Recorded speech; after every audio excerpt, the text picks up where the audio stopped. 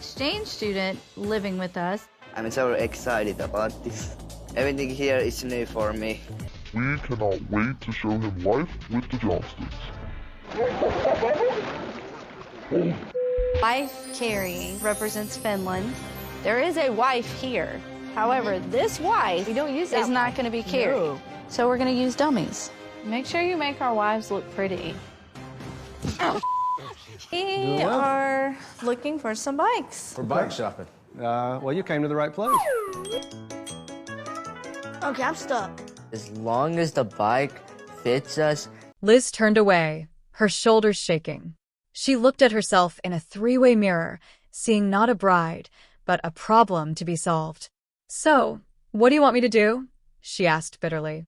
Get married at City Hall in a burlap sack. Call off the whole thing and just have the baby and be a single mom like everyone expects. The venom in her voice was a direct hit. Amber gasped. I never said that. Don't you dare put words in my mouth. She stalked over to a rack of gowns, yanking one off the hanger with a violent rustle of organza. It was a high-necked, long-sleeved, almost Victorian-style dress with a flared skirt. This, Amber declared, holding it up like a shield. This is strategic. This has structure. It has architecture.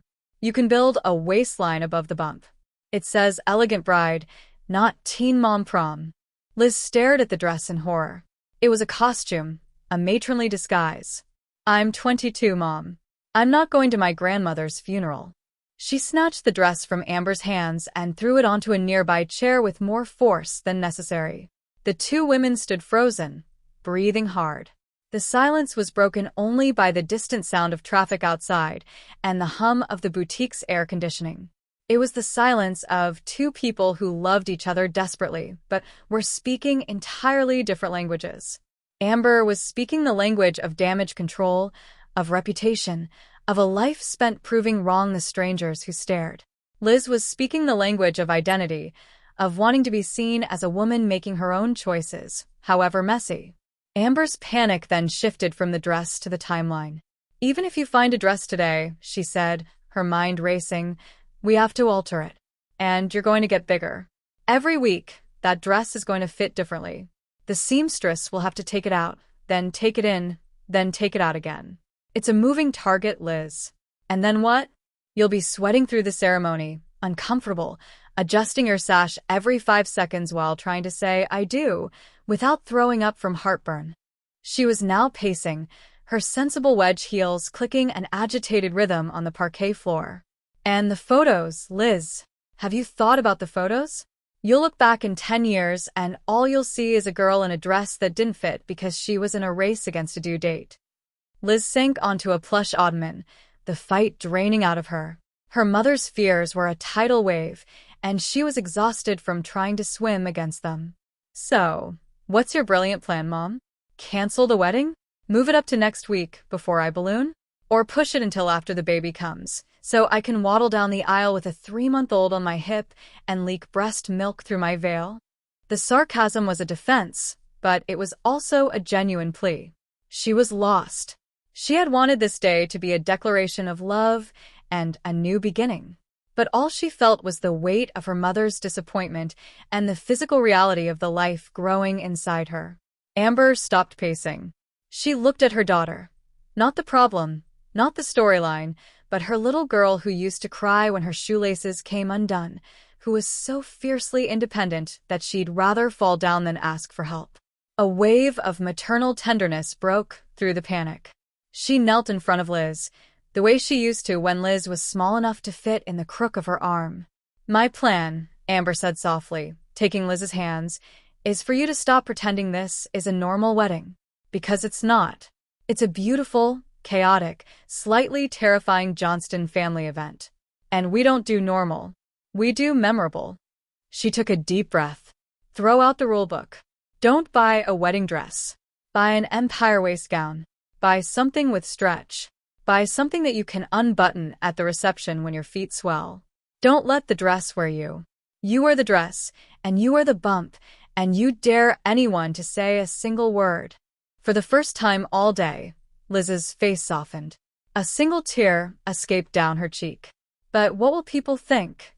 She echoed her mother's own unspoken fear back at her.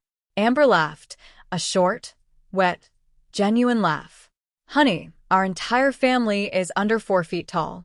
People have been thinking things about us since before you were born. Let them think. You just focus on walking down that aisle to the man you love, with your head held high and your hand on that baby bump.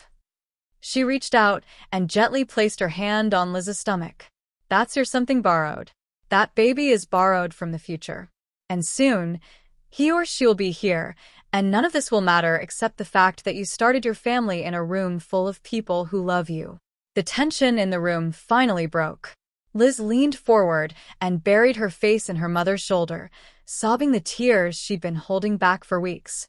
Amber held her, stroking her hair, whispering the same nonsense lullabies she'd used to soothe colic and nightmares.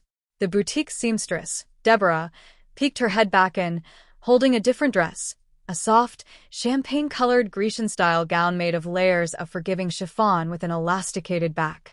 I thought this might be a compromise, she said quietly. Liz lifted her head, her eyes red but clear. She stood up, let Amber help her out of the structured satin prison, and stepped into the flowing chiffon. When she looked in the mirror, she didn't see a problem.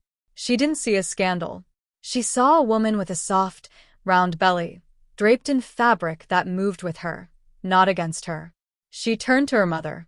Amber was crying openly now, her hand over her mouth. "That's my girl," she whispered. "That's my bride." The panic was gone. In its place was a fragile, fierce peace. The dress wouldn't hide the truth. It would celebrate it. And for a family built on the art of managing perception, that tiny act of surrender was the biggest victory of all. The air in the boutique, usually filled with the soft rustle of tulle and the champagne-fizzed laughter of brides-to-be, was thick enough to choke on.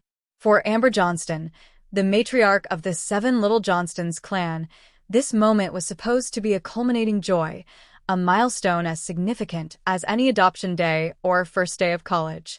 Her eldest daughter, Elizabeth Liz Johnston, was trying on wedding dresses. But as Liz stood on the small, elevated pedestal, swathed in a cloud of ivory lace and satin, the room had become a pressure cooker of unspoken anxieties. Amber's smile, usually so quick and reassuring, was frozen, her eyes wide and unblinking as she clutched A